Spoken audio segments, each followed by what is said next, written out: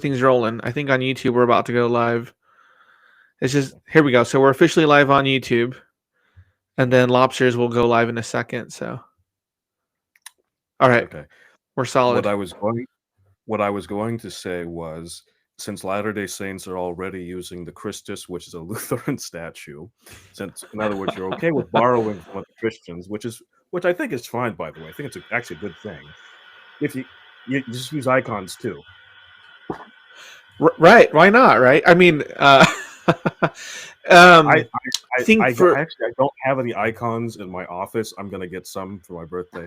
I have at least 4 I want to get. So, I mean, I think there for sure is a misconception. I think in Protestantism and in Mormonism about the roles of icons and the roles of saints and kind of the theological logic. You know, kind of just like what they mean for Catholics. right. But I'm also kind of pluralistic anyway. You know, I think truth can be found in many places. So I don't think it's like I reject the idea that it's all idolatry. That sounds really kind of straw man. You know. But I like it for the artistic value, right? But what I was going to say is, one of my best friends is an Anglican deacon. He's about to become an Anglican priest, and he loves icons for the artistic reasons, but he doesn't like Catholic veneration of them. So interesting. He's wrong on that, but that's fine. Hey, Jasmine, glad you made it. Hello, are we talking about Catholic icons? I'm gonna. We are. We're Yeah. no, we're actually talking about the paint icons that's in the back. That's what we're talking about. Oh, so cool. I have this icon, right? But then I have this tapestry back here and on the other side of my office that I enjoy very much. Be Nice. careful, man. There's going to be some people in your ward thinking you're in a cult. I mean, at this point, all you need is some incense and chanting, and I was thinking about getting some actually for my office, but I don't want to hotbox my office.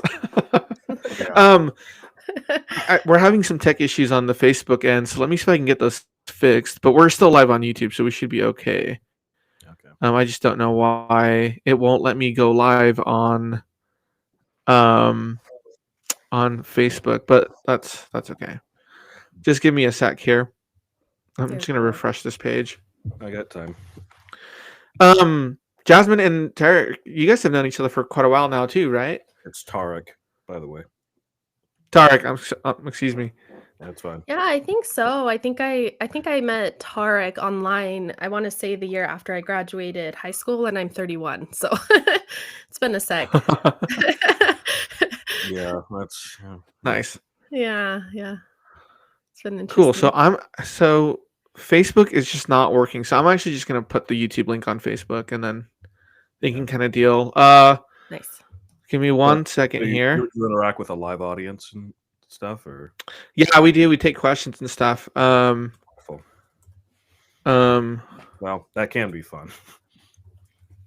Yeah, I mean, so far it's been fun. Yeah. Tarik gets some hard questions I've seen on his Ask Me Anything. I don't think they're that hard. I was like, okay, here's your answer.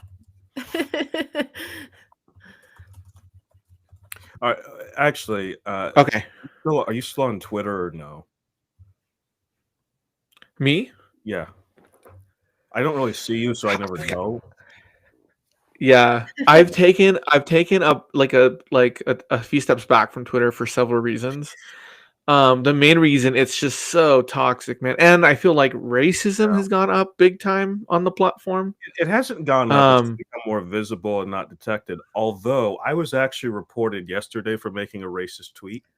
Are you serious? Wow. Because I can't even imagine. Someone said something like, a woman who's never had children telling me how to raise kids after I've had 8 is in no place to talk. Oh my gosh. I responded just like a white person telling me how to feel about racism. And I got a message from Twitter saying, I was like, really? The platform that's going with Hail Hitler right now, the only place you can find the song. This is I Oh, I haven't even listened to the new Kanye song I yet. I haven't just haven't either. had time. I just know it's on there. I haven't listened to Kanye West in years since he Oh, you're went breaking up, my friend. good now. Hello? Oh yeah, the Heil Hitler. Yeah, for Oh. sure. Yeah, it makes me so angry. Well, yeah, Twitter's a weird space, man, because like Elon bought it, and Elon's a salesman like Trump, and so he's gonna sell it to you. Oh yeah, we're now the free speech platform, and we're now like gonna unchain the algorithm, and like maybe he's made some progress on that, but it's not quite there yet. But he's got to convince people to download the app, and so we're all just sucked in, Yeah, I got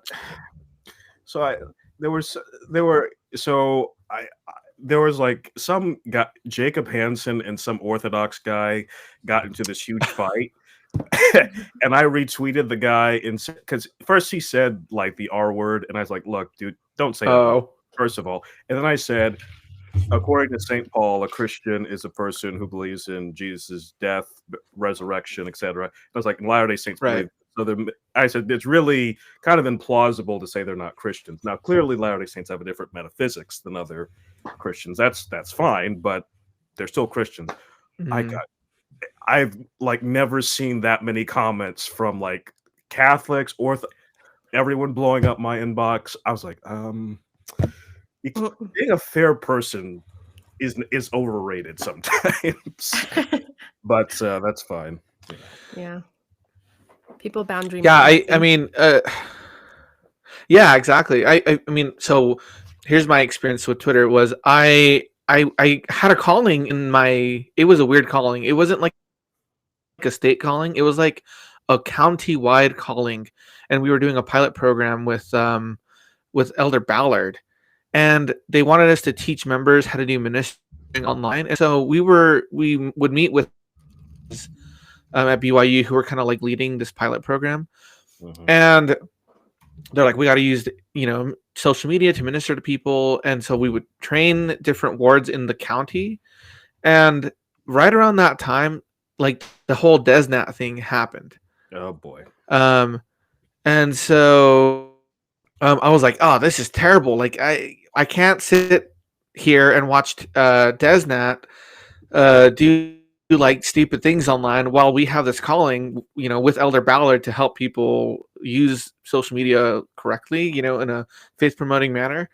And so when the whole DesNat thing happened, it was all just like boundary maintenance, tribalism, what's the word? Like gatekeeping, purity tests, people would be like, oh, you don't have the proclamation pinned to your Twitter profile, you're an apostate. It's like, what? Does it say that who determines that? The proclamation that it has to be on your Twitter profile. Just a basic reader here is all. But as we're already live, do you want to get to like our actual topics or what's going on there? Yeah, I know for sure. Yeah, totally. So, so for everyone who's joining us right now, we're, graced with, is it Dr. LaCour yet? Not yet? Almost there? Almost there, yeah. Almost. Writing the anyway. Now. Heck yeah, that's great. So just a few notes of introduction, you are a PhD student at, are you at Austin? University of Texas, yeah. University of Texas. And you are studying philosophy, specifically philosophy of science. You're also deeply involved in theological discussions, especially in Mormon and Catholic spaces. I also do evolutionary biology at Texas. Evolutionary biology. Yeah. Oh, very cool. Okay, that's interesting.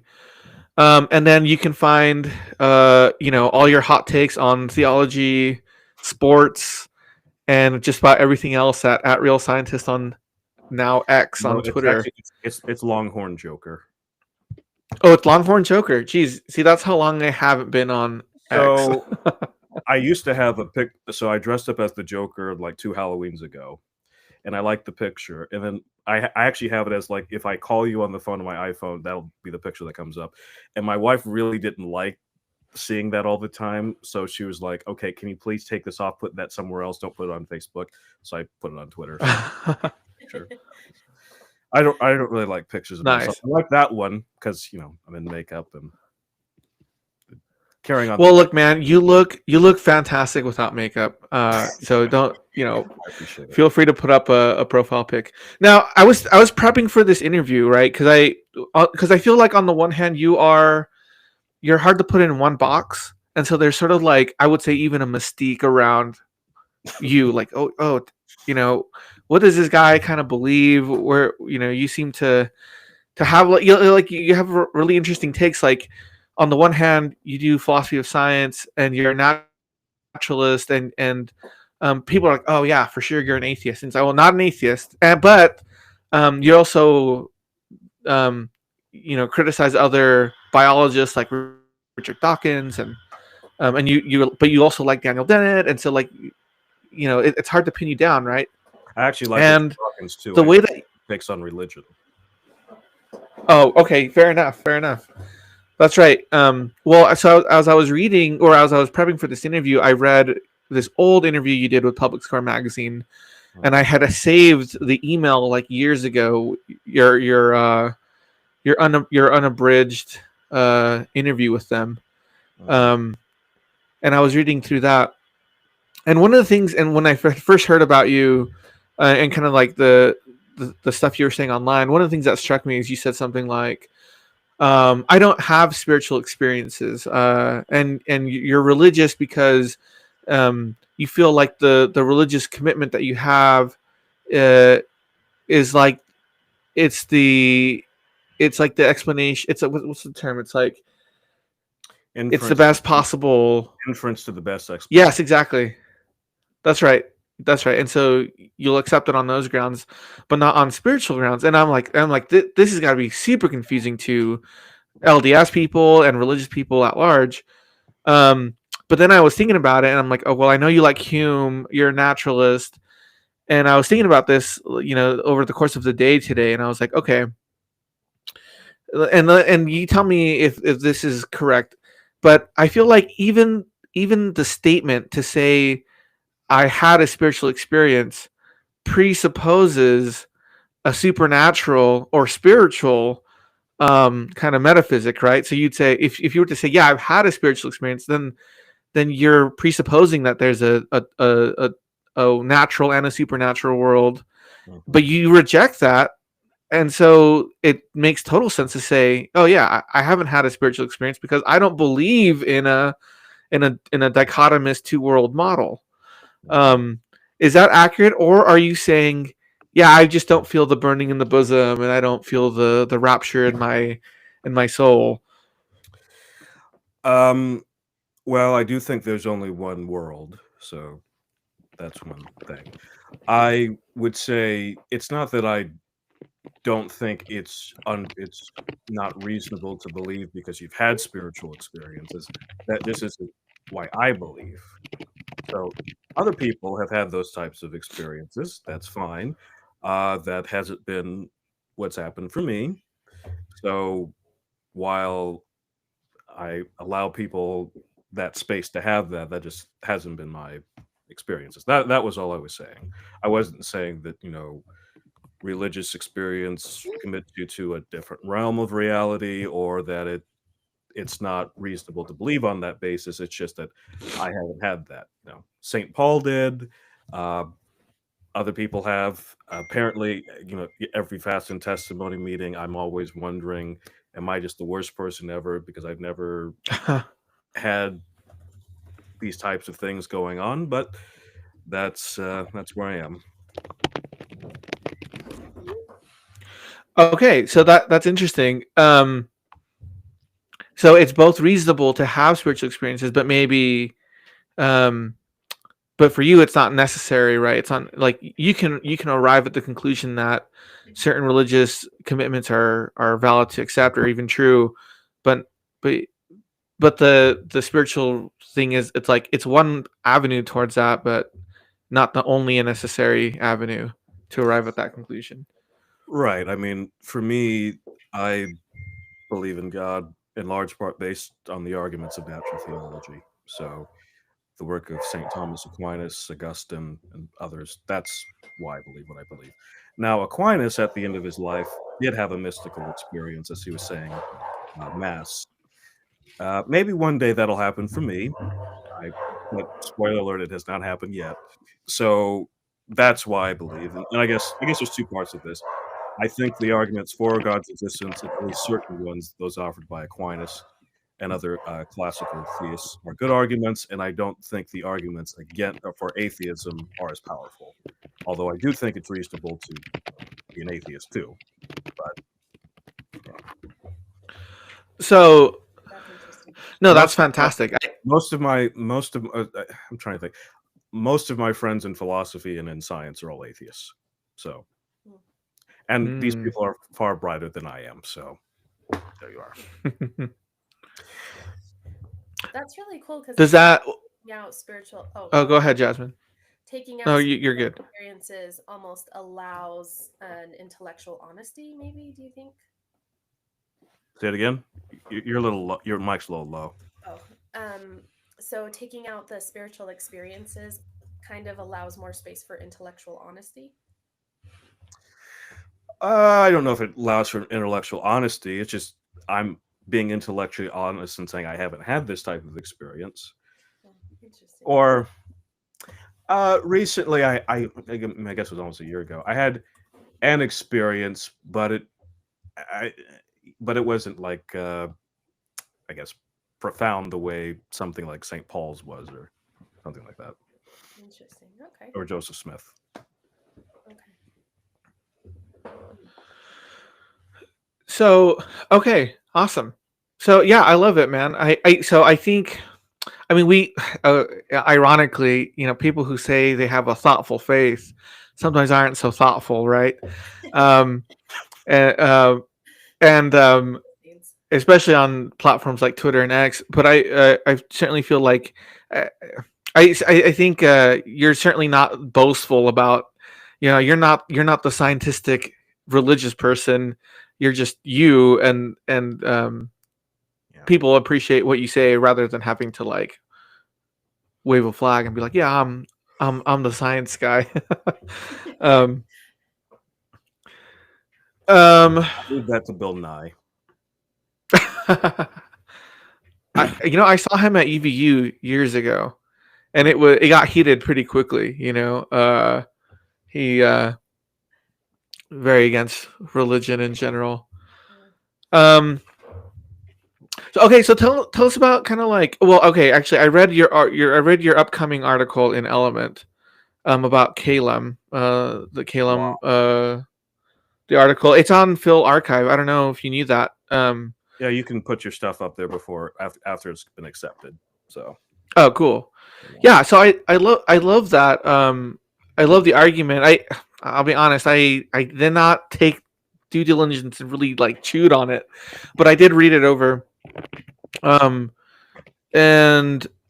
the argument that you're kind of making is like, if we assume that the argument is true that the world has a beginning, the universe has a beginning, and therefore God must exist.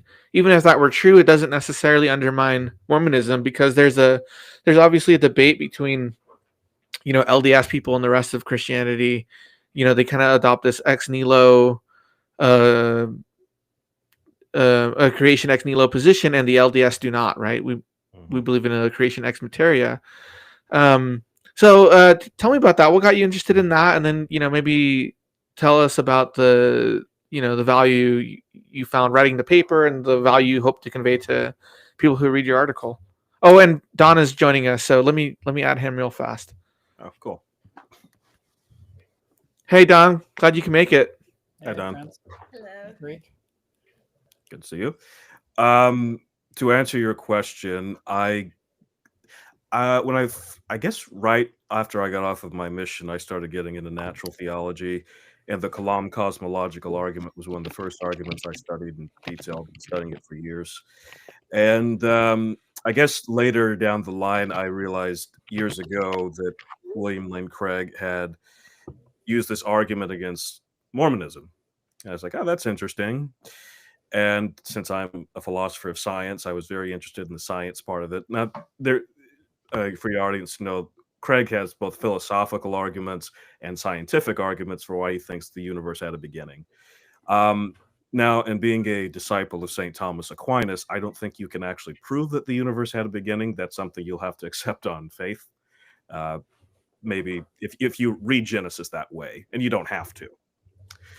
So I was looking into the physics of it all, and I just kept thinking the Big Bang doesn't show you that the universe came into existence from non-being. It shows that the universe went from one state to another state. And those are both physical states. And of course, you can ask, well, what happens before the expansion of the Big Bang? And that's a perfectly legitimate question. Well, it might be a legitimate question if you think like Stephen Hawking does, that the Big Bang is the beginning of time itself. Then asking what's before is kind of silly because there is no before. That's when time begins. But if you think there could be another state before that, that's still an open question. But it doesn't. I was just kept thinking, like, how does this undermine Mormonism? I was like, am I just missing it?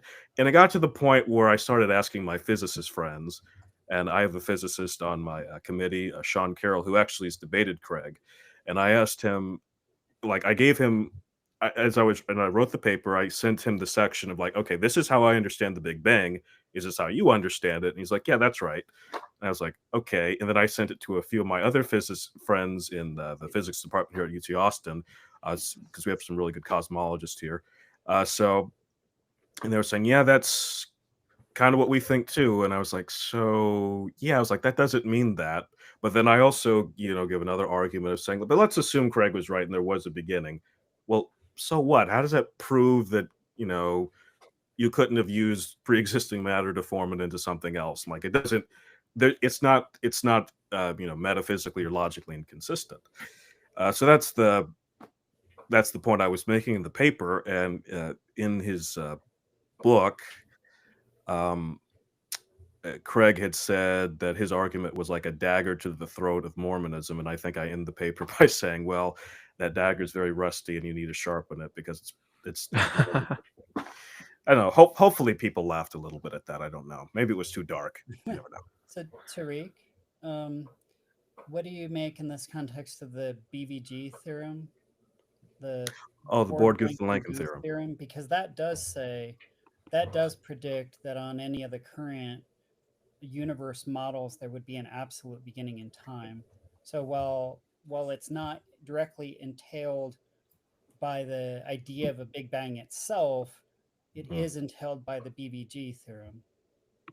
Yeah, I actually do talk about that in the paper, so I'm glad you brought that up. So for those who don't know, the BVG theorem or the Born-Guth-Vilenkin theorem, it's by three physicists, Alan Guth, who's one of the fathers of the inflationary cosmology, Alexander Vilenkin, who's at Tufts, where the late Daniel Dennett also was a professor, and Guth, Vilenkin, and Alan Board. And so their view is like, okay, if the universe is expanding on average throughout its history, then it has to have had a beginning. That's what the theorem says. So there are a few, and I point out a few problems with it in the paper. So the first is, Guth himself actually believes the universe is eternal. So he just thinks that shows that the universe, that inflation can't go on forever. That's what he takes from it. He doesn't think it entails an absolute beginning, although Vilenkin disagrees and thinks that it does. The other thing, though, I point out is it assumes classical space-time, which is the space-time of general relativity, not like the space of quantum gravity, which we don't have yet. So given that, it might not entail an absolute beginning. So the point I was just making there is it's underdetermined. It's not proven either way that the universe has a beginning, even if you assume the Born-Guth-Vilenkin theorem is accurate, because its authors disagree on its implication. So I also had a chat with Guth about the theorem, and Vilenkin to an extent. Yeah, I know Vilenkin. Guth seems to think somehow it isn't a problem, even though Vilenkin thinks it's a very direct outcome of the theory. Yep. That's one of the most puzzling things about it is like Vilenkin is very strident in saying the proof's in, the universe has a beginning. Guth's like, nah, I don't think so. And then it's an interesting conundrum there. But I think at the very least, if you can show that the authors don't agree, then it's probably not just a cut and dry thing that the universe has a beginning. Okay, I don't know how well it's summarized, and not to go too far down this rabbit hole, but I don't know. Please.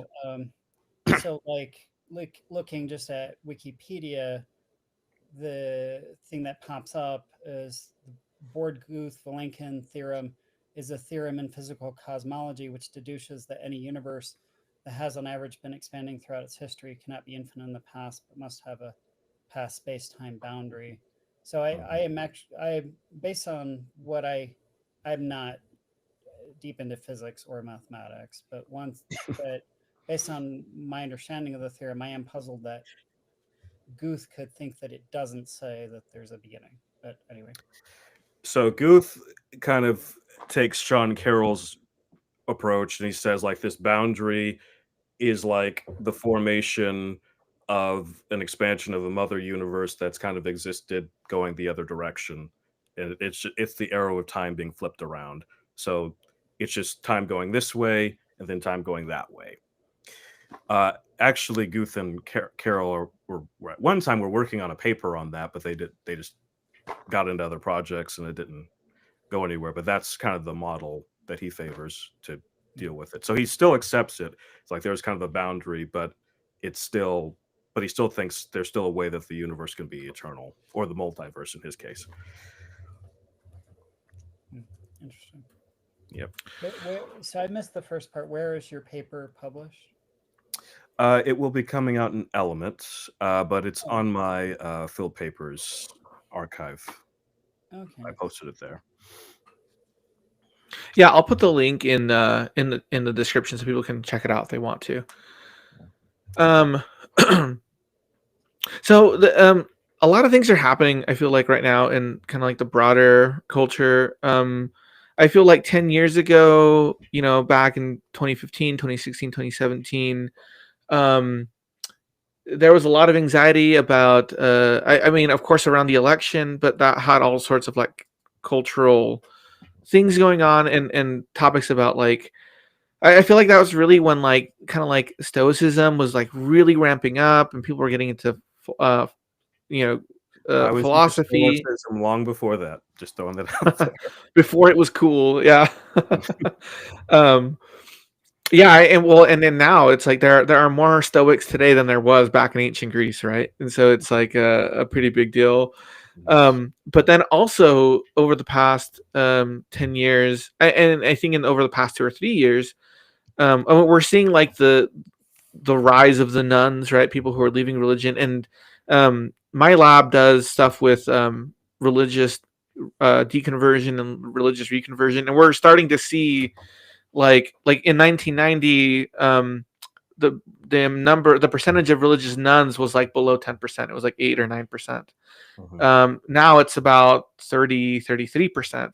But more recent data from like the Harvard Dataverse has recently come out, and now they're putting it at about 28%, which is a huge dip.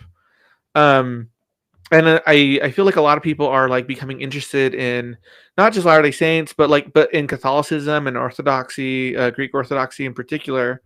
And people are getting into like Stoicism and philosophy. And it's all held in this weird tension because at the same time, there's like more intellectual, what's the word? There's skepticism against intellectualism right now. People don't trust experts. There's fake news everywhere.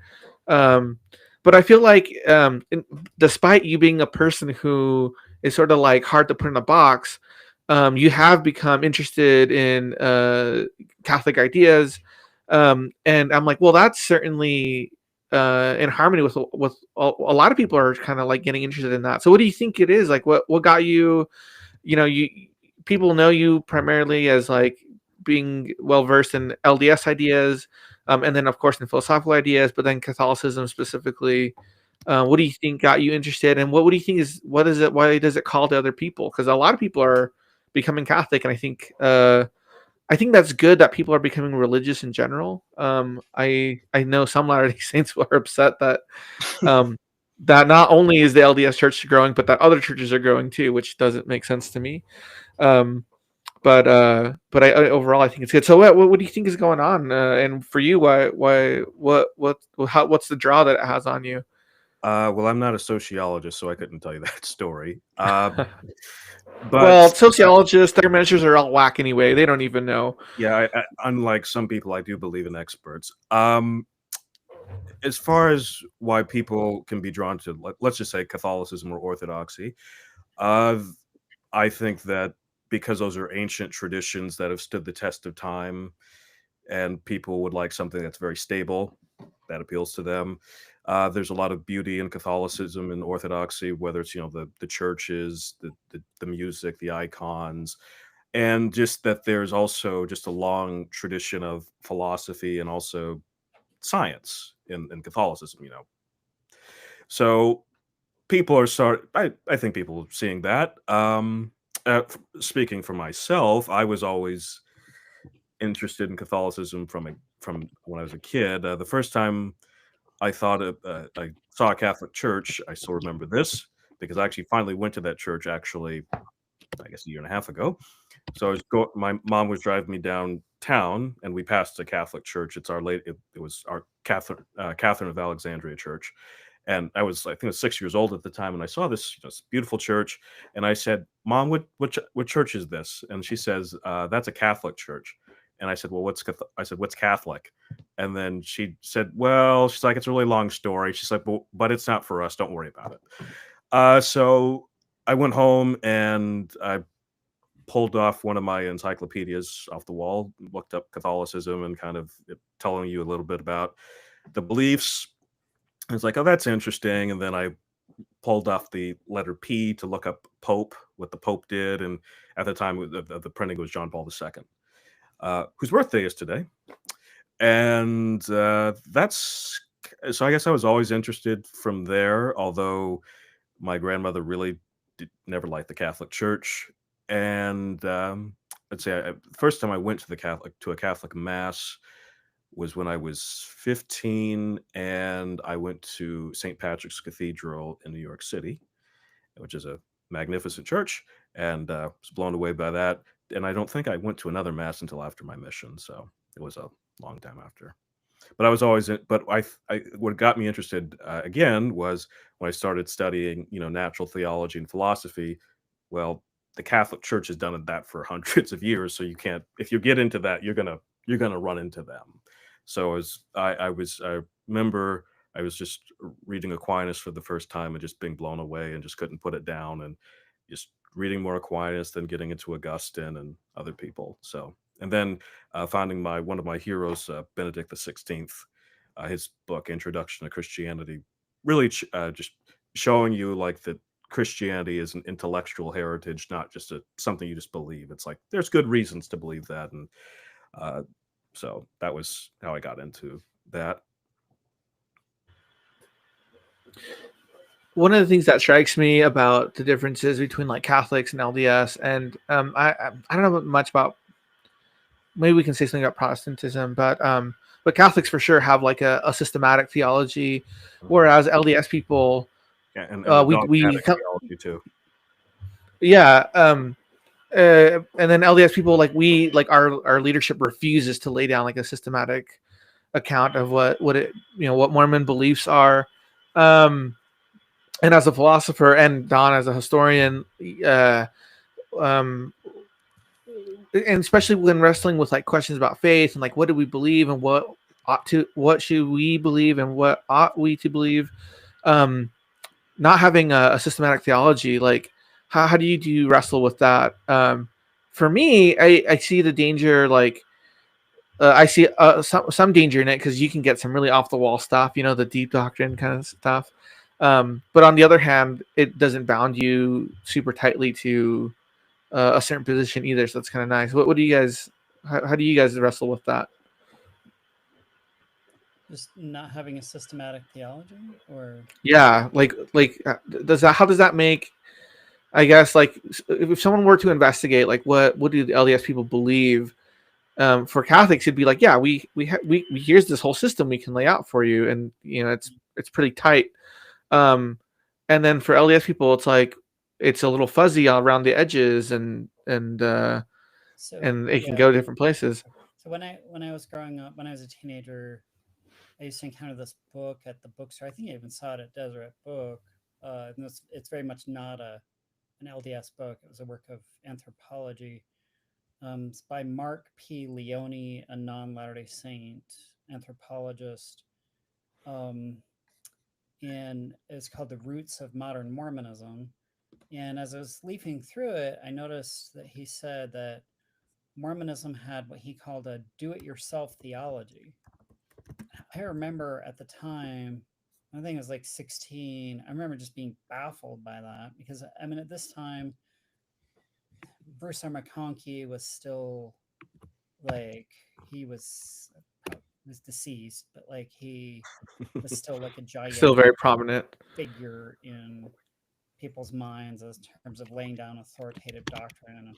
So was Joseph Fielding Smith, who had died, a number of years earlier.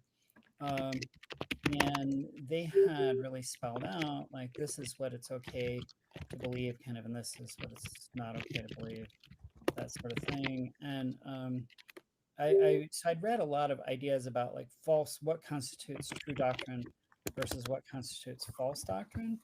And so I thought, how can they say, Mormonism has a do-it-yourself theology? So years later, I took what are called RCIA classes in the Catholic Church just to find out what Catholics believed. And so these are what are more colloquially known as catechism classes. So because Catholics are baptized usually generally as infants, obviously you don't know your religion when you're an infant, right? So RCIA classes are if you're going to be confirmed as an adult, first they want you to know your religion. So you take these classes. So on the first day of the class, they gave us this giant, it was literally this thick, this tome titled The Catechism of the Catholic Church. And I was told, this has all the required beliefs, all the beliefs that you have to believe to go to heaven, all the beliefs you have to be saved. This one? So I think that's oh yeah, that might be it. Yeah, actually, yeah. Mm-hmm.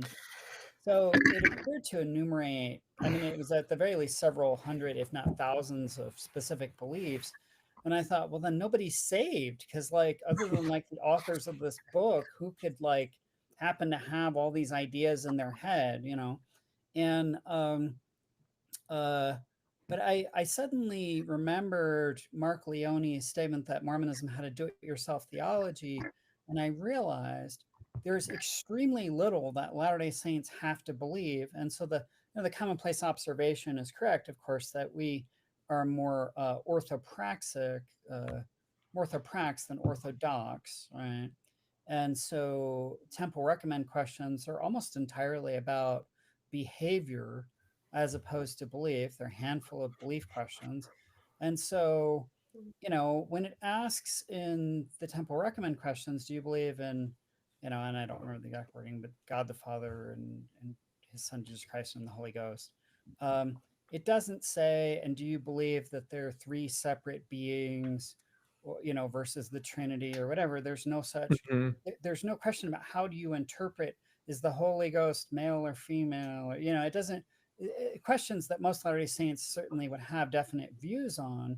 Nevertheless, you're not quizzed on them. There's no test here.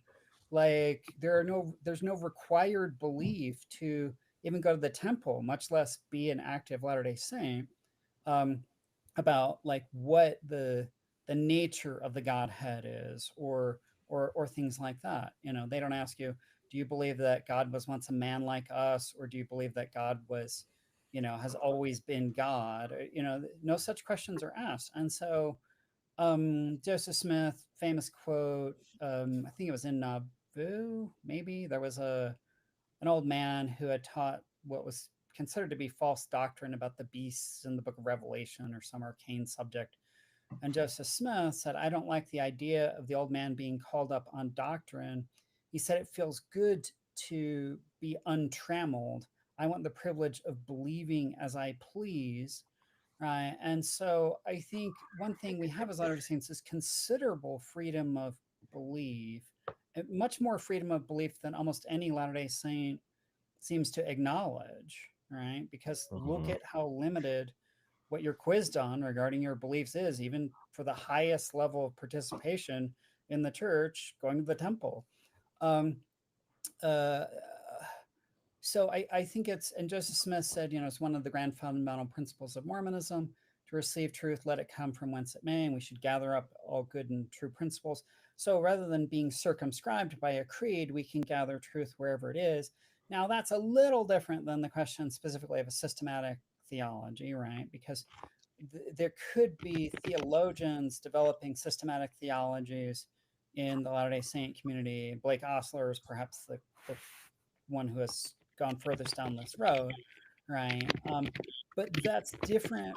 Individual theologians developing systematic theologies is different from the church having an official systematic theology or other theology, right? And so I think that, so one answer I'd give to what you're asking is we have considerable freedom of belief, which is great. Another answer that I'd give is we're a very young religious tradition. We don't have paid ministers. The closest we have paid general authorities, and we have paid seminary and institute teachers, right? That's sort of the BYU religion professors. That's the closest we come.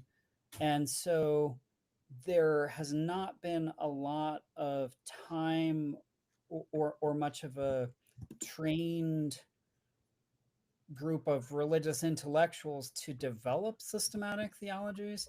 That doesn't mean that won't happen in the long future history of the Restoration.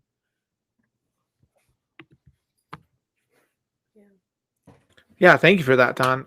That was very thorough. The Restoration is so diverse. Especially the schism groups are so interesting. We have friends that they do Kabbalah-related embodiment practices, and they're into Adam God. Just really interesting ways of thinking about theology. So it's very, very diverse. That freedom allows for a lot of creativity.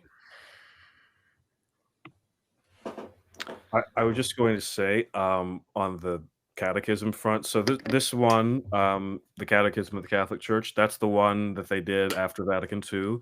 There's a shorter one which was done after the Council of Trent. That's called the Roman Catechism.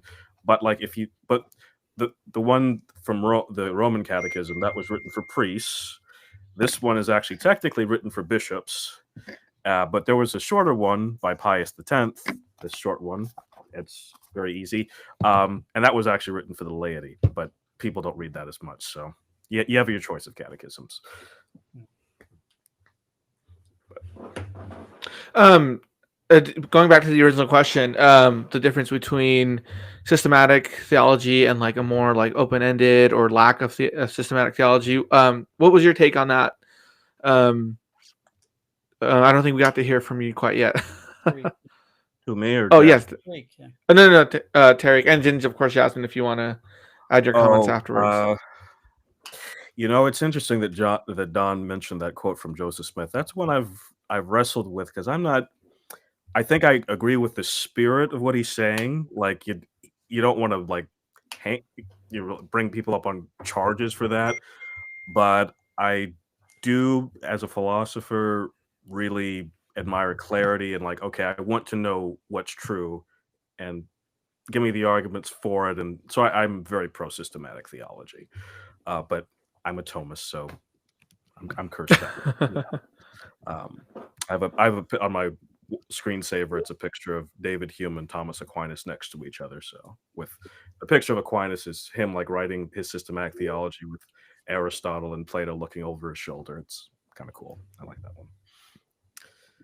But I'm different. Some you know, in the Orthodox Church, they're not as pro systematic theology as Catholics are, and even and also Eastern Catholics are more like Orthodox.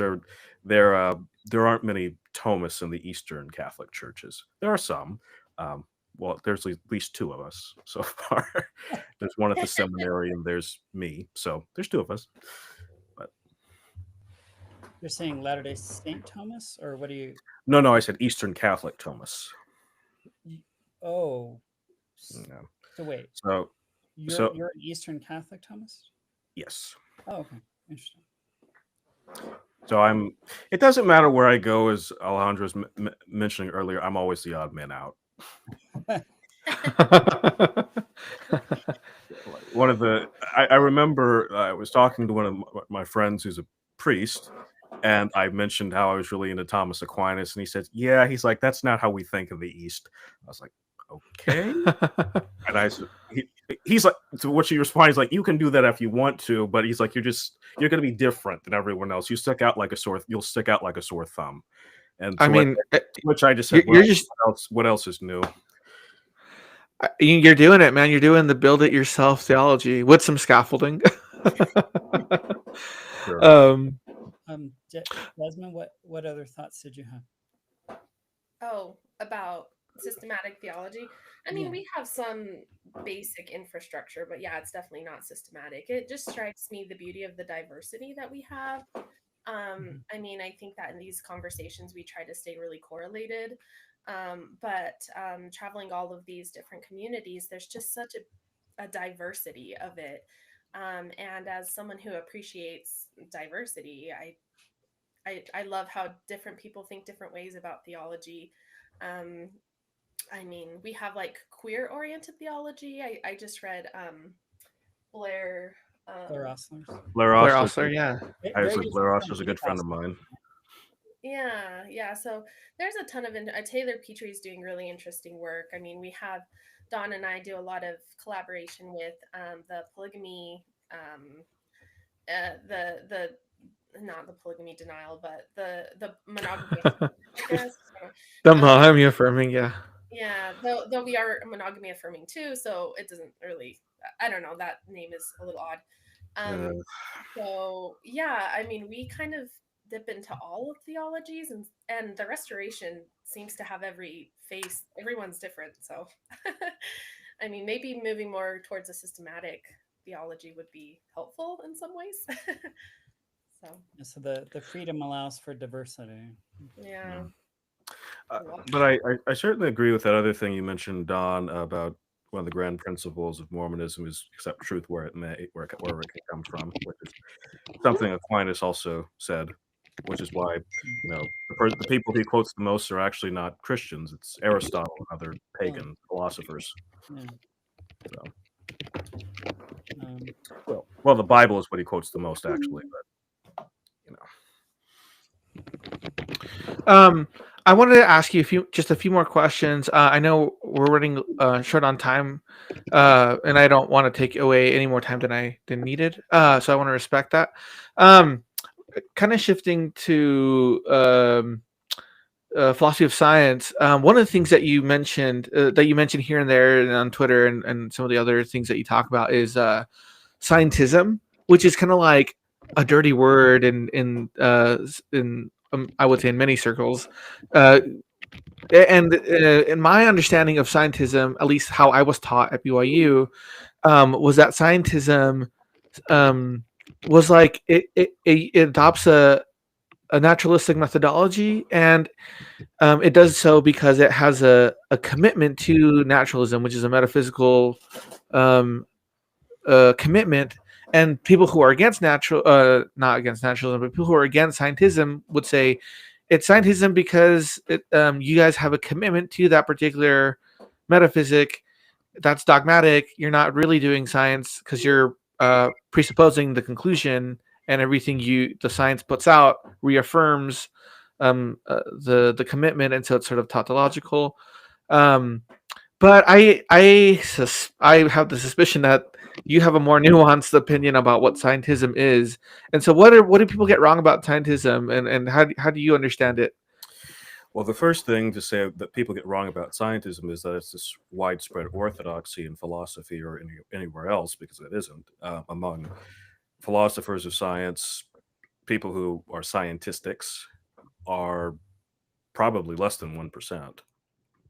I can name them all for you. It's a small group. Naturalism is much bigger in philosophy, but according to the 2020 Phil Papers survey, which surveyed graduate students and professors in philosophy, I think only slightly over 50% of philosophers are naturalists.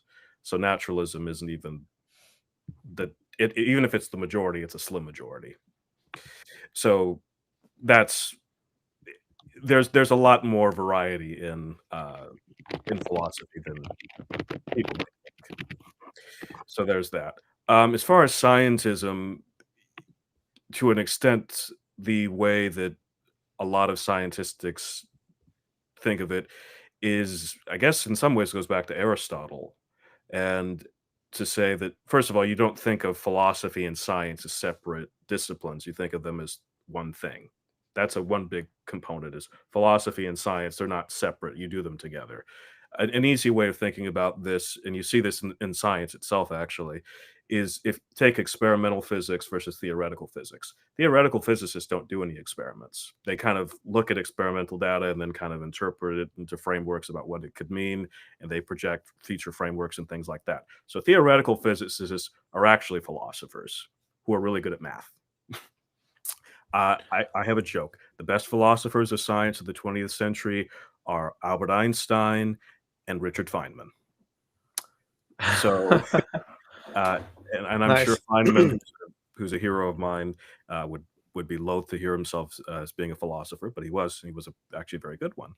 And all of his students, by the way, some of whom are actually at UT Austin, would say that Feynman was a philosopher, but he just hated the discipline of philosophy. I don't know what went on there. So that's kind of that. And for scientistics, what we would say is the ways to obtain knowledge are through the scientific methods, through experience, through induction, through experiment, things like that. But that view is constant with thinkers like Thomas Aquinas as well. There's actually my mentor, Rob Coons, and Dan Bonovic at UT Austin are writing a book on Aquinas' 5 ways right now. And in the book, they describe Aquinas as a naturalist. And I was like, and that, which is kind of a novel take, because lots of times when we think of naturalism in philosophy, you think of, Dennett or Quine or someone like that. And to put Aquinas in that sphere, it might shock people, but historically, it actually makes a lot of sense. People don't it wasn't until very recently that Aquinas became, the, doctor of the church, the first kind of theologian. In his own time, people were very suspicious of him because he was using Aristotelian philosophy along with Christianity, and people were very suspicious about it. And then, for hundreds of years, people really didn't read Aquinas. It was just really the Dominicans who read him. But then it was Leo the 13th, whom our current Pope Leo the 14th takes his name after, who started making Thomism kind of the doctrine of the church, and saying, if you're going to become a priest, if you're going to go into a seminary, you need to read Aquinas. So that's kind of how that went. But so you said something. So go ahead. So I was going to ask. No worries. I was going to ask. So one of the things you said, I think, is really interesting about how philosophy and science aren't really separate, although some people kind of have that conception. And I think really at the root of it is philosophy is trying to sort of pin down its categories, right? Like it's trying to establish categories that like really capture the essence of the thing. And good philosophy like does a really good job of making those distinctions. So I was trained as a psychologist, and so there's all sorts of problems in our field, like there's a replication crisis and our methods are kind of whack, and things like that. And one of the problems that they identify is like, well, and they push back against scientism, and they say, well, are we even sure that we can even understand psychology through like a scientific method that adopts like a method that the natural sciences adopt? Are we the kinds of being that can be measured using those methods, or are we a different kind altogether? And so, spoiler alert, yes. right, good, okay. Because some people would say, well, psychology is more like a humanities, and so it's a science in that it has like its categories of knowledge and its taxonomies and stuff like that, but it's not a science in the same sense that like you can run an experiment on atoms and chemistry and make very specific manipulations and get a specific outcome. And so some people would reject even naturalism and scientism on the grounds that it can't possibly account for things like free will, consciousness, human psychology, anthropology, human culture. Is that do you think that's a fair objection, or what's your take on that? I'm very unimpressed with that objection. The answer to your question, though, is that psychology is a very young science, so of course it's running into the problems that it runs into. I really think, I mean, in some ways, it's because do you want to consider psychology part of neuroscience, or do you want to consider it part of anthropology? I think that's one of the big questions in psychology. I land on the neuroscience side, so I think it's just a bigger part of neuroscience. But I'm also very influenced by Skinner and Kind, so go figure. Yeah, for sure. I mean, I think, especially from being LDS, and not theology because we don't have one, but LDS beliefs make a lot of claims about what human beings are like. The big one is like agency. Mm-hmm. I know maybe that like agency maybe isn't necessarily the same thing as free will, but that at least posits that human beings are agentic. And so if we are of a different kind than like inanimate objects, what kinds of things are we? Is psychology just doomed, or are we eventually gonna come up with a good psychology?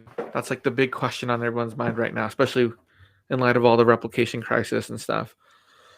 Yeah, I don't think of human beings as being special. I think we're just what Aristotle would say, rational animals. Nice. So there's nothing that special about I mean, human beings are different, just like ants are different than tigers, but they're not special. Oh wait, so you're saying we're not special, but are you also saying we're of a different kind than inanimate objects, or did I hear you wrong the first time?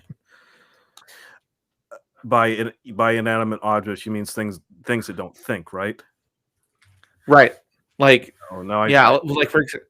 No, I'm pretty sure humans think, but I just think thinking is a natural process that we can understand scientifically. Gotcha. Okay. Right.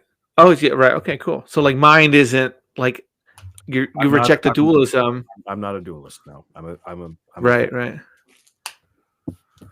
Very cool, man. Well, look, we're almost up to an hour. I can go until about 10 or so. Okay, great. Let's keep going. Can I ask Tarik a couple questions? Of course. Yeah, go ahead. So actually, no, I don't take questions from you, Don. Sorry. Go ahead. You don't answer to Don. So if you're a Thomist, you're a classical theist? That's right, yes. Okay. What do you think of David Bentley Hart? He's one of the most creative minds thinking today, even if you disagree with him, because he's, you talk about hard to put in a box. I mean, he's done everything. He's done poetry. He's done science. He's done, he wrote this big book on philosophy of mind that both sides are really interested in. I think he's and obviously one of the things that drew me into his work was his work on universal salvation. Oh I yeah. thought that was Mhm. so. Yeah, But his book, it's The Experience of God, which is yeah. defense of classical theism. That's a book I really treasure. So if Um, yeah, go ahead. so yeah, I'm now. Ironically enough, Bentley Hart doesn't like Thomas. I Yeah, don't know why, it seems but strange to me. Yeah, he well, maybe or just maybe there's certain ones online that he doesn't like, but he's very impressive. yeah, yeah. If all Christians should read him, he's very worth the read.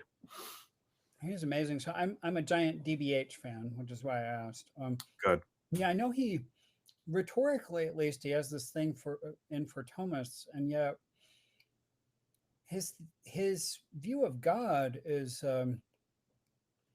probably pretty Thomist overall. Yep. Um, I mean, his book Experience of God is a very classical Thomistic view of God and very yeah, strong on divine simplicity. yeah. So I used to be a I there was a time when I was an ex-Mormon atheist, right? I remember. And if if um, if his book, The Experience of God, had been around then and I'd read it, I wouldn't have been an atheist. I didn't Yeah, read I it till mean, years later, but it's it's that compelling. it's one of those books you read and you're just at the very least, even if you don't become a theist yourself, you will say theism's perfectly rational. So, Mhm. Yeah, which is what some atheists have said about the book. It's a very good book. yeah, yeah. Um, yeah. Uh, do you have other questions or I'm not a fan. okay? Well, All right. Well, I know I can ask you a question. sure. Okay. Obviously, Joseph Smith's polygamy backward and forward now. Uh, how scary is it to you that people in recent years have become so hostile to the possibility of Joseph being a polygamist? I mean, I was always aware of that, for years, but it's just becoming more and more. I'm seeing it more and more, and I'm just wondering, at a time when the church has been more open about it, when yourself and Brian Hales have done such good work on it, that I just thought it was kind of a dead issue, but it's not. So, How scary is it to me? So yeah, as Jasmine was mentioning, I'm sure Jasmine will have thoughts on this as well. Um, mhm, as Jasmine was mentioning, she and I are friends with a number of people in the quote unquote polygamy denial movement, and one of the I think it might have been Peter Brown in that set, like another friend. He's reversed the terms there. Instead of polygamy denial, they're monogamy affirmers. I mean, so I sometimes use that term. It's actually a problematic term because what defines their viewpoint is that they deny that Joseph Smith practiced polygamy, which is separate from affirming monogamy. However, like, so they're kind of, I see this from two primary angles. One of them is historical, and one of them is sort of theological, ethical, right? mhm, So, from the historical vantage point, I see this sort of thinking that's involved in arguing that Joseph Smith did not practice polygamy as very worrisome. It's I see it as reflecting a larger rejection of expertise in our society, like rejecting research on vaccines and things like this, right? And I don't think it's coincidental. The timing that the movement has really become prominent is post COVID, when a lot of people, rejected not only what the experts said, but what the church leaders said about the COVID vaccine and things like that, right? And so um, you look back at science fiction from like the mid 20th century, mid to late 20th century, and there was this idea that we were going to be living in an increasingly rational world as time went on. There were these other voices like Aldous Huxley and George Orwell predicting dystopian irrationality, and there seems to be something to the latter viewpoint, right? However, I don't see, when I look at the polygamy denial or monogamy affirming movement, I don't just see intellectual demerits, so to speak. I think that part of what's going on is they're responding to ethical issues in Latter-day Saint polygamy, but these ethical issues are getting tied up, ethical and theological issues are getting mistakenly tied up with historical issues, right? So Latter-day Saints have not really dealt very well with the theology of polygamy and the ethics of polygamy, particularly the ethics of how, not how polygamy in the abstract might be practiced, but how it was introduced and carried out in the early Restoration. And that it was, if your wife was a prophetess and she married other men without your knowledge, that would, to call that jarring, and married many of them, that to call that jarring would be an understatement, right? And so people being Utah Jazz fans is jarring to me, but I don't know of any. jarring. There are ethical issues we haven't very well wrestled with, and Joseph Smith himself never claimed he did everything right. In fact, D&C 132, talking about his conflict with Emma over polygamy, separately uses the terms, separately refers to his sins, I think that's verse 50, his transgressions, that's verse 60, and his trespasses against Emma, that's verse 56. So I often hear people who defend D&C 132 also trying to make it sound as if Joseph Smith did everything exactly right, but that introduces an irony where, in order to do that, to defend D&C 132, you have to say that D&C 132 is wrong in its indication that Joseph Smith made some mistakes, right? So that doesn't seem to make any sense, right? And so I think there are streams that go into the modern monogamy affirming, polygamy denying movement that are from the right, and there are streams that come from the left. So the movement tends to be people who, where they reject vaccines, they're conservative, right, and so on. But they also are living in a world where feminism is simply taken for granted, and it's not obvious at all why Mormon men would have had multiple wives when Mormon women could have only one husband. And so I think that there are multiple streams going into forming this movement that are complicated because they come from the right and the left. They come from different directions, and it's on the face of it, it's raising questions about the historicity of Joseph Smith's polygamy. But why is it raising those questions? I think it's raising those questions because it has ethical qualms and theological qualms with how Mormon polygamy has been carried out. And so it's messy. Yeah. Trying to understand what's going on. And I think that there can be something salutary in the movement if it helps us to grapple with some of those ethical and theological questions better, much better than we have, much more fully than we have. But I also, yes, I certainly worry that also that evidence, an abundance of evidence, can be misunderstood so badly. I'm sure you'll have comments on this, Tarik, and then I'm sure Jasmine will also have a lot to say because she's worked with this quite a bit.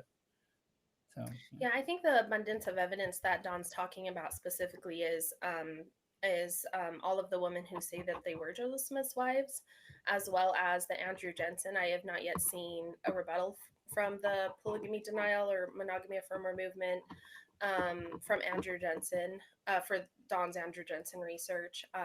So like what Don said, if we discount the theory, or if we discount the theory, then we're able to kind of look at pieces of evidence that are non-consequential, and then we're able to make an argument.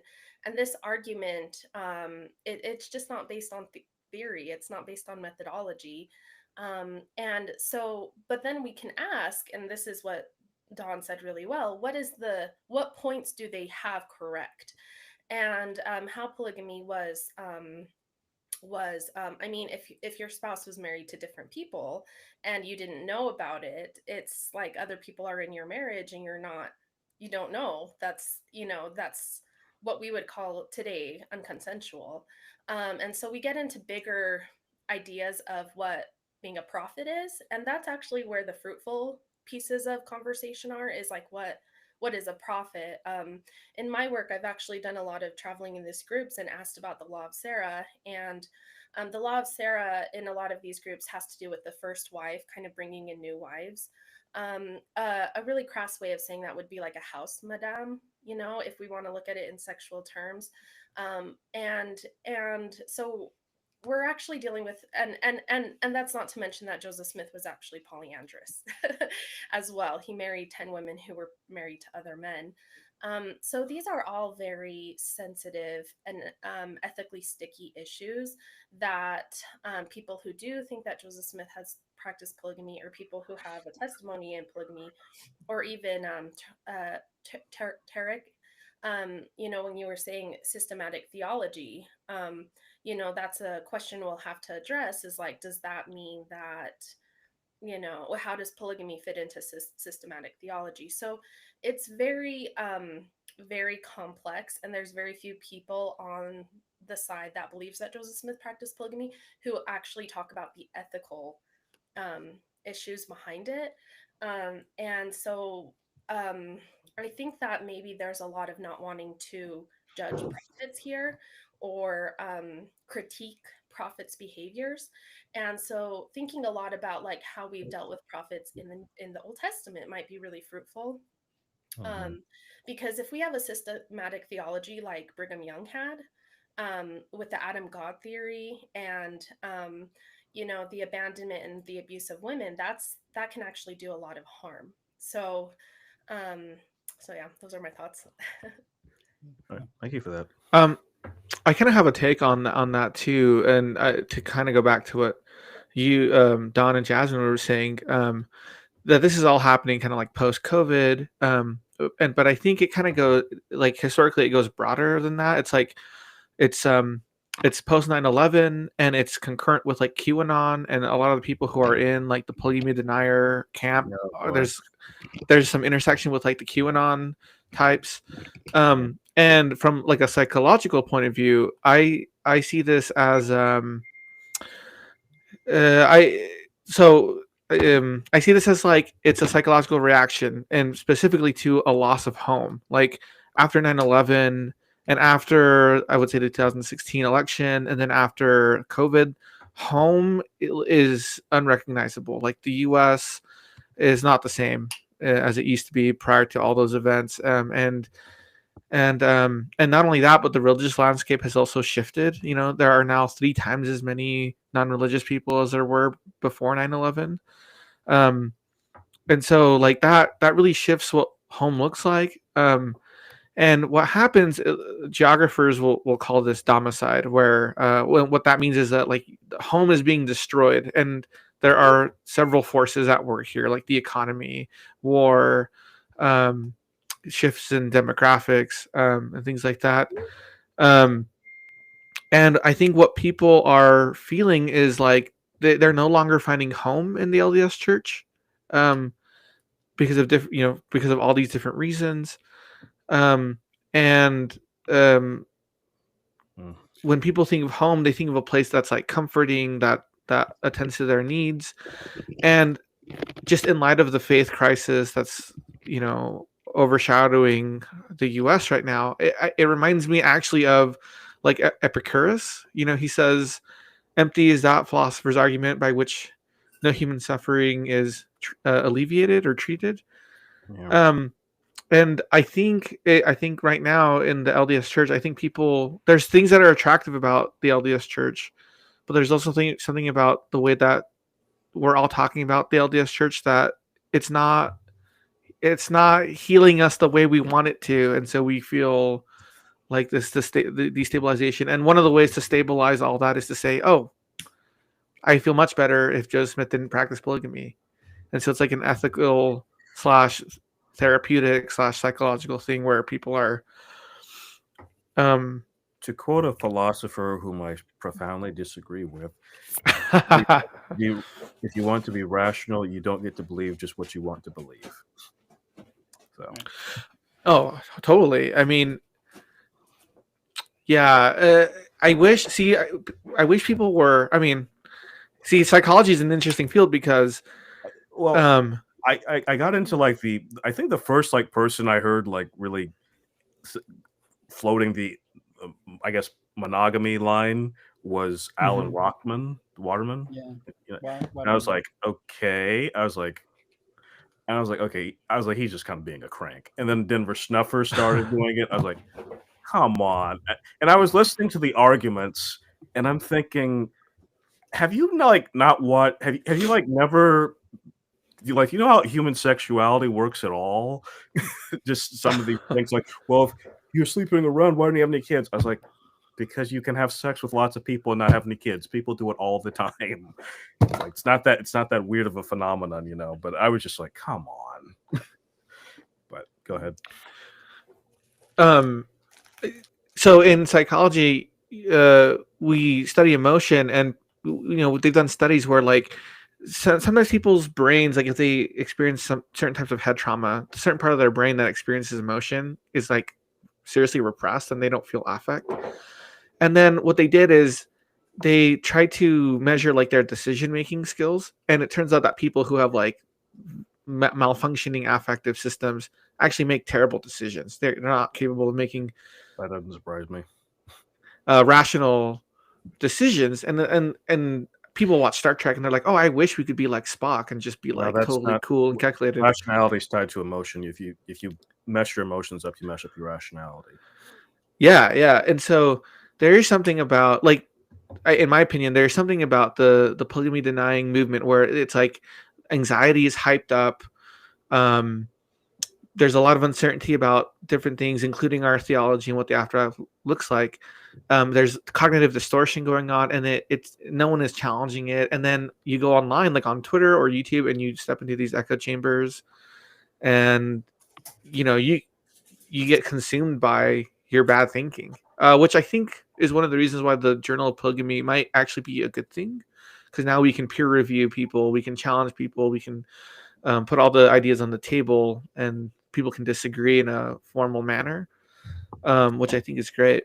But I won't just say it's the fear of the afterlife. It's also just, I mean, like if you look at someone who's like like a woman who's pro polygamy, and that and so she would be okay with polygamous wives or whatever.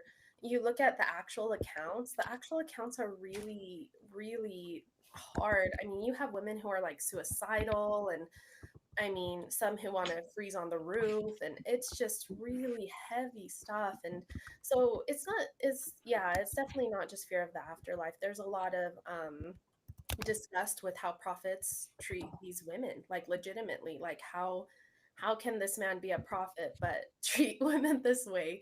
And so yeah. So there are a lot of opportunities here, right? Potentially, growing out of this. So there are opportunities to wrestle more with the ethics and theology, right? Yeah. Like what Jasmine's Well, and so looking at systematic theology, like that's I'd love that, but the only concept to me that, I mean, the last time we had a really systematic theology was Brigham Young. And so unless we're able to go back and purify, which completely is attainable, considering we have Jesus Christ. Technically, it was more Orson Pratt, but yeah. Yeah, sure. Well, either way, yeah. It was if you actually look at the accounts of the women who lived underneath these men, they're really traumatic. And so for a systematic theology to actually be healthy for people, I think we'd have to go back and look at our past behavior. So the reaction of the polygamy denial / monogamy affirmer, which you can be a monogamy affirmer but still think Joseph Smith practiced polygamy, so it's a little confusing. But looking at the polygamy denial arguments, like, we have to see that there is some validity, because when you say that someone else is valid and they're, you know, XYZ, whatever it may be, you actually gain a lot, because you gain reciprocity. You can start working with the issue.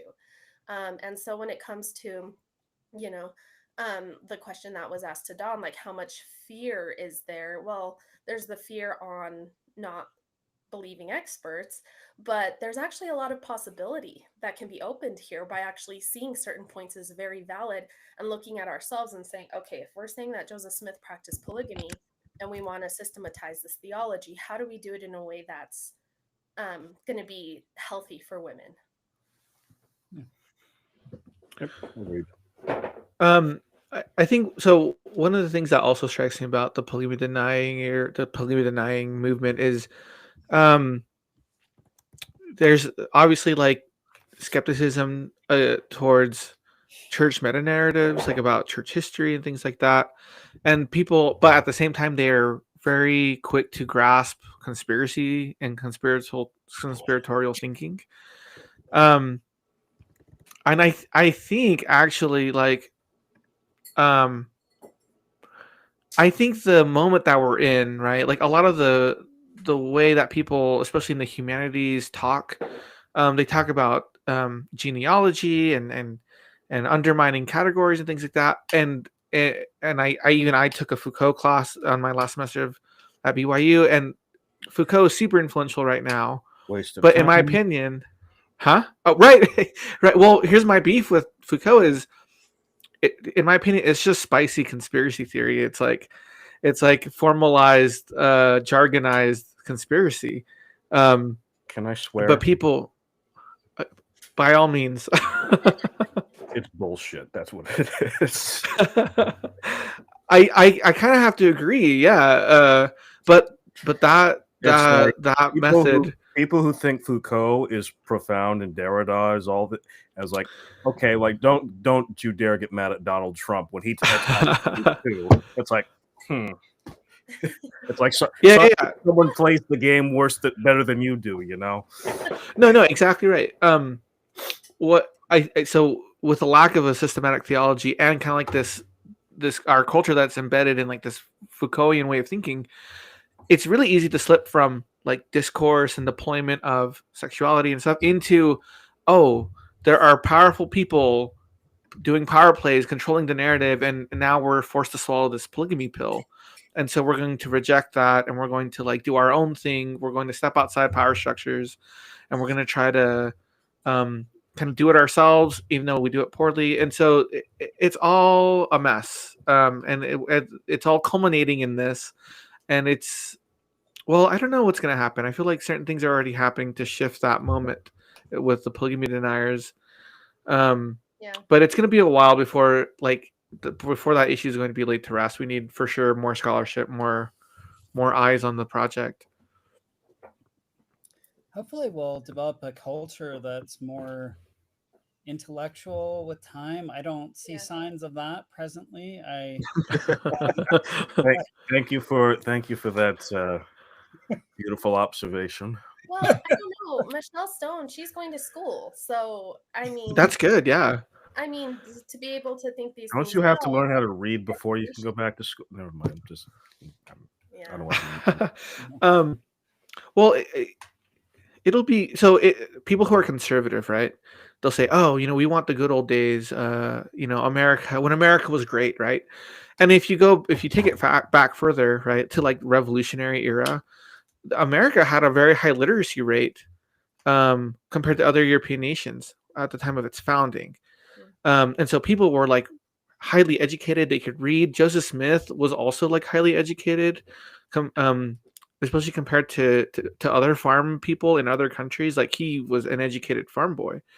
Um, and I think the Foucaultian moment is sort of undermining the very experts who are espousing this BS, but then also are like they're also saying we're the experts, you need to listen to us, and so that we're in a very messy moment. I think eventually we'll move past it, and I think social media will help disseminate more, like, well, it'll amplify good and bad information. That's always a double-edged sword when it comes to I don't know these things. I don't know how we got out of the sort of balkanization where everybody tunes into their own little slice of media, their own self-reinforcing community. I don't know how we do that. I see opportunities for historians here to explain more about historical method and so on.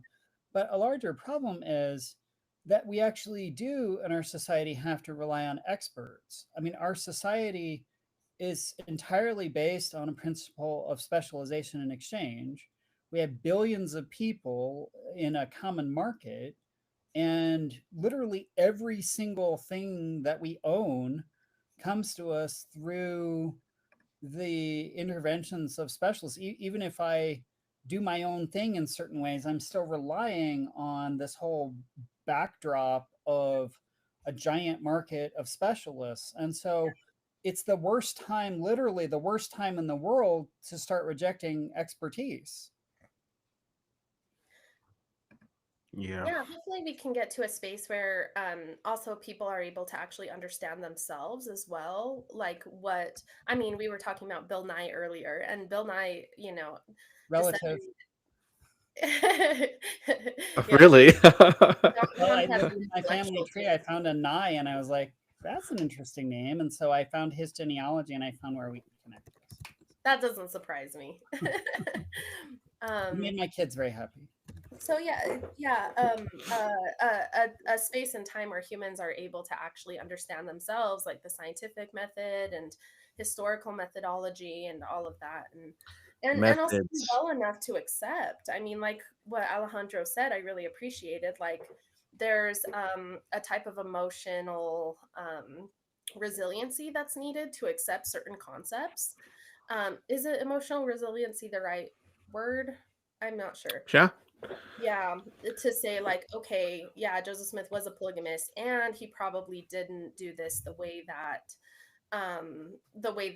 maybe polyamorous people nowadays that have a lot of research and have a lot of checks and balances do it. And is there a way we can give some grace? Is there a way we can see prophets differently? Is there a way we can maintain faith and use Christ's atonement to and look at Joseph Smith through the eyes of Christ's atonement and give him grace, or let Christ take it? There's lots of ways to accept that Joseph Smith's a polygamist, but not have to undercut your own values. For sure. I kind of want to switch gears a little bit. So I just graduated from BYU. And I plan on doing getting more education, doing a master's. Oh, thank you. And it was, so I graduated from high school in 2010, and that's now 2025, and I'm graduating with my undergrad. So it's been like a really roundabout road for me.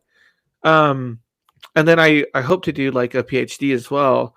But one of the things that's been really difficult, especially living in Utah, is BYU is not very diverse, and not only that, but like higher education is not super diverse, and especially when it comes to like psychology and philosophy. So I wanted to ask everyone here, like, and Tarik, especially you, as you're doing your PhD, like, what can people who will aspire to do those things, like, what advice would you give them, and then what advice? Like, what do you wish we could do differently in academia or in kind of like these higher levels of education to help people? Because I like, especially in the church is global. We need more scholars from different countries, from different backgrounds. And the apologetic space and the intellectual space right now is mostly like, it's mostly American. But then it's also like there are very few people from like different backgrounds. So I think it's great that we're all here, that we can all talk. And then I would love to hear people's perspective on what we can do to kind of help that. Okay, you asked like 4 different questions. I'm not sure. Sorry, I know. You can pick one of them. Okay, I'm just kind of going off the fly. And as far as diversity in academia, you can only hire who's got a PhD. So if people don't go in and get a PhD, that's the way it is. Obviously, in different areas, it's different. So, as far as diversity in like education, I really think that the type of education we do in schools needs to be more kind of like the way that someone like G.K. Chesterton thought of it. You need to be learning more things in school, so you're as in early years, so you can think better. Because right now, what we teach students to do is to pass exams. Like it's that I'm a big Harry Potter fan, so Umbridge says, "Well, these will help you get through your exams," which, as we know, is what education is all about. And I was like, "Oh," I was like, that sums up so much. But yeah, that's one thing. As far as people who go into, if they want to get a PhD or whatever, make sure you kind of know the job placement rate. Make sure of your field, which varies. Look at the job placement record of your school that you're applying to. Don't go somewhere that's not placing, because they're probably not going to place you either. And also make sure that if you go in, you're really committed to it. Don't go into it as like, oh, this sounds fun. Just like, I'm going to get a job. This is what this is for. So, well, unless you just have a lot of money, then you just find it interesting. Then you can. That's fine. Hey, more power to those people. But that's I assume a significant minority, no pun intended. Yeah, that's my 2 cents. What do you think? Anyone else want to go? Or I can go. Well, I mean, Don, he doesn't come from an extremely privileged background, and he just worked his butt off, and he was able to be where he's at right now currently because he became a specialist. So there is a very small majority of people who can pull that off too. Yeah.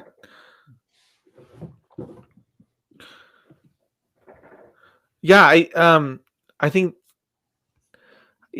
I think you guys kind of hit it on the head. Like there's certain practicalities about going to college and becoming an expert in a field.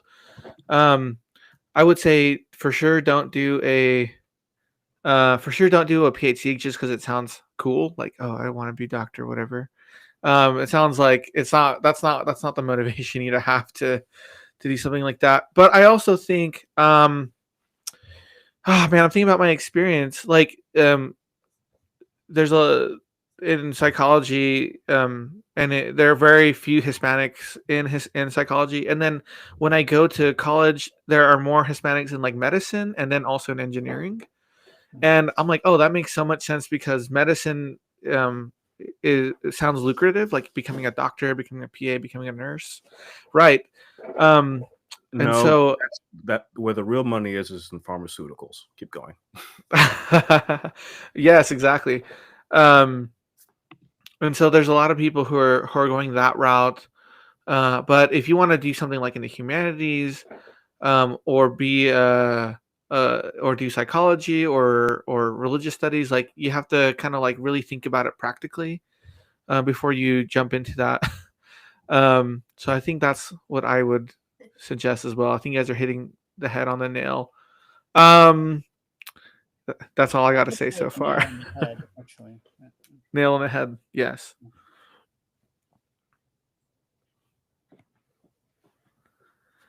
Don, do you want to say anything, or should we move on? I mean, just I mean, as far as like I don't know. As far as the question, I've carved out an extremely weird space for myself that is probably rare. Just like I'm not actually in the academy in any formal way, but I'm a professional Mormon historian, and that involved doing years of contract work that wasn't well paid and didn't have benefits, and kind of working my way up to where I created my own opportunities. But that's going to be it's a rough road, and like anyone probably wanting to take that road would want to be absolutely certain about what they want to do, and that this is their thing. And they also would want to have other maybe, like, I don't know, fallback plans, or you know, um, sources of income or whatever. Yeah. For sure, income and is a huge factor. And doing something you're passionate about. So I'm so glad I graduated. Like, I have my weekends back. It's so nice. I can do this. Like, live stream tonight, and I have to sweat about my papers that would be due tomorrow, right? But oh man, I think doing a PhD or doing a master's, like, at some point, you're probably thinking, like, why did I choose to do this? This is so much work. Is this even worth it? It's kind of like irrational. Like, why? But I think the passion, like, pushes you forward. It's like, yes, I'm passionate about my field. I'm passionate about what I want to contribute to the field, what I want to learn. And so I think balancing the two, like, make a really strong logical case for why you want to do higher ed, why you want to go into academia or do some type of intellectual work. And then make sure, like you all said, like, that you know exactly what you're going to do, that you're passionate about it, because the passion is going to push you through the sucky parts. Not having your weekends and living on a shoestring budget for some time. But then at the end, it's like, whew, such a relief. It's so worth it. Especially if it's something you're passionate. The worst is, like, graduating and you weren't passionate about it. You're like, great, I stuck with this dumb degree that I don't care about. Okay, other news in, like, as far as Catholicism goes, we got a new pope who's American and he's Hispanic. He's, like, Peruvian. He served in Peru. Oh, he served in Peru. So I know he has Peruvian citizenship, so I assumed he was Peruvian. But yeah, I think it's because he had served there. I remember when Pope Francis was elected, I was on my mission in Florida, and I didn't know anything. I mean, I don't know that much still. But I remember talking to members at the time on my mission in Florida. They're like, "Oh yeah, I really like the Pope. He seems like really nice." I think they were kind of. I don't know if he was actually more liberal than prior popes, but that wasn't the impression that I had. He was. And so, and then Francis. Now, what was that? You're talking about, was Francis more liberal than? Yeah, Francis. Yes, he was considerably more liberal than John Paul II or Benedict XVI. And now we have he didn't Pope like Leo the Catholics like myself. Yeah, that reminds me. So the Catholicism that you're kind of more into, isn't it like a specific like type of Catholicism? Well, there's different schools. Traditionalist Catholicism is going to be the type of Catholicism that kind of emphasizes the faith as it was practiced more before the Second Vatican Council. So they'll prefer the traditional Latin Mass, the older catechisms, more exclusivity than inclusivity in a way. So, yeah. Which makes me, I guess, again, a minority, because I don't think a ton of Black people are traditional Catholics, but okay, that reminds me of something that someone brought up. It's like there's a theory, right? Like that the Catholic Church currently has no pope, right? Do you know about that? They're called sedevacantists, yes. So tell me about that. I feel like that's like the okay. So sedevacante is Latin, which means chair vacant. So when Francis died, the chair of St. Peter is vacant. So sedevacantists are people who say that since the Second Vatican Council, since that council promoted heresy, or the popes after it did, and since heretics can't be the pope, there isn't a pope. So we won't have a pope until someone comes and renounces the Second Vatican Council. So those are so they're in the large umbrella of traditionalists, and there's like the really like every faction, even conservative factions have wings. They're like the far right side of Catholics.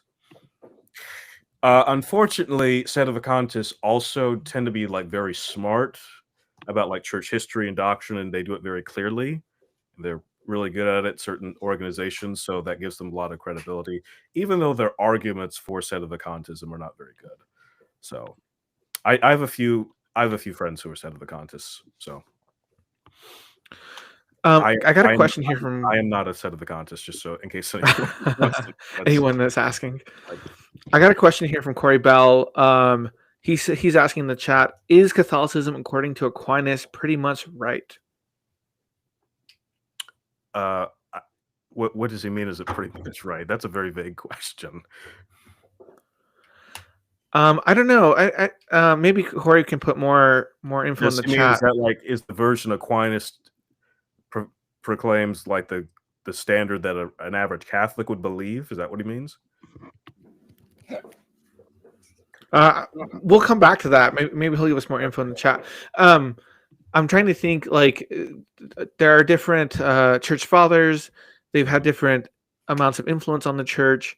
And even in like the LDS church, like if you're a Brighamite, like if you're like super into Brigham Young, you have a specific vision for what the church looks like, what priesthood looks like, what marriage looks like, and what like even like political authority looks like.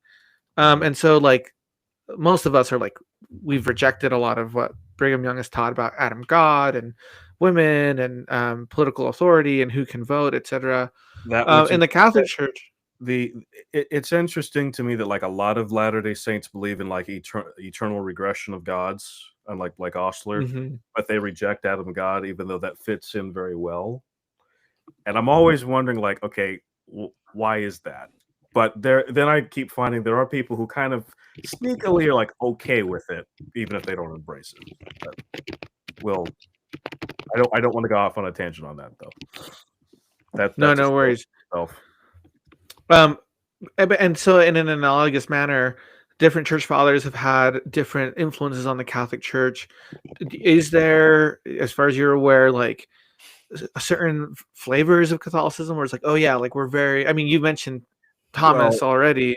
Right. Different religious orders emphasize different things. So the Pope is an Augustinian, so he's very influenced by St. Augustine, who, as you know, after Jesus and St. Paul, is the most influential Christian of all time.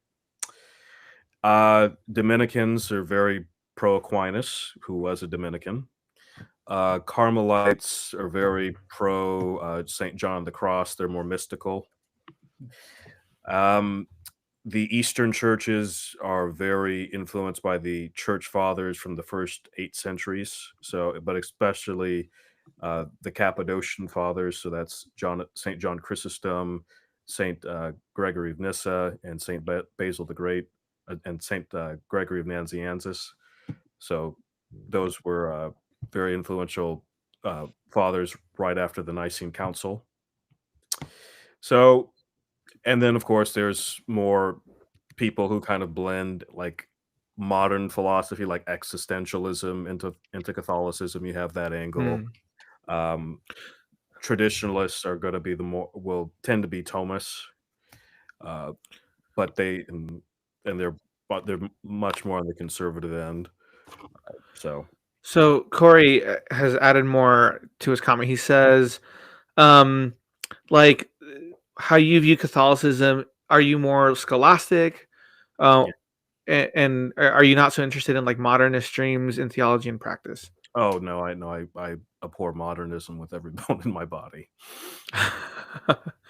Bring back the Latin Mass. Very cool. Awesome. I don't see any more questions in the chat. I would call myself a pre-modernist. So,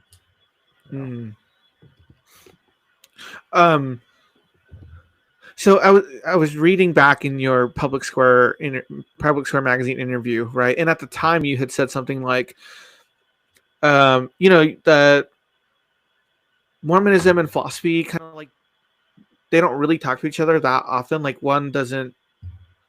It's like one isn't a prior for you that you're committed to. And then how do you see Catholicism? Like, does Catholicism inform your philosophy, and or are those kind of like you're okay if they're at odds, right? Does that make sense? As a philosopher, I want to pursue truth wherever it is, and also I would say this as a human being. Certainly, but no, Catholicism very much shapes my philosophy of certain things. So, in some ways, that's because Catholicism doesn't quite allow you to have open views about certain things, because there's certain things that are dogmatic, like you must believe this. So in some ways, it doesn't allow you to have the distance that sometimes Mormonism can allow, I think. Gotcha. Okay. Cool. Well, that's certainly a shift from way back when you did that interview. Yeah. How long ago was that? Like 5 years ago now? It was a couple of years. No, I don't think it was that long ago. Oh, really? Okay. It was a little while ago. Awesome. Well, I'm afraid I'm gonna have to end because I got my baby. She needs me. But any last questions for anyone on the panel before we end here? All right. Man, it was so good to have you. Let's do this again soon. I think it was super fun to have all of us here. I feel like I feel like LDS, being LDS, like there's so much to learn. I don't know how you can know so much about both traditions. I feel like I definitely have to do my homework. So thank you for answering our questions. This is what you do, how you learn. You read a lot. So there you go. Okay, look, there are different levels of intelligence in the world. We get that. But learning is pretty simple. You have to study, and you have to take time, and you have to think about it. So so just dedicate that time throughout your life, and you'll find you can learn a lot more than you thought you would. There are psychological studies showing this. So people tend to overestimate how much they can get done in a day or a week, but they tend to vastly underestimate how much they can get done with steady effort across time. So you think of, I only have 15 minutes a day to spend on this. That's nothing. I won't even bother. But 15 minutes a day is about 91 hours a year. That's more than 2 weeks of full-time work. So, little bits of time add up. Absolutely. 100%. Yeah, I remember I read a story about a woman who had retired at 60 something. She picked up the piano, and then she lived to be about 90, and so she had 30 years of piano experience. And then she'd play, and people were like, "Whoa, you sound pro." And it's like, well, I've been doing this for 30 years, and I'm 90 years old, and so it's never too late. And like you said, I don't know how much you practice, but so much over 30 years adds up. So awesome. Thank you guys so much. I'm gonna, we'll have to do this again, and hopefully we can dive a little deeper. But yeah, we're gonna end this. Thanks, guys. All right, thank you so much.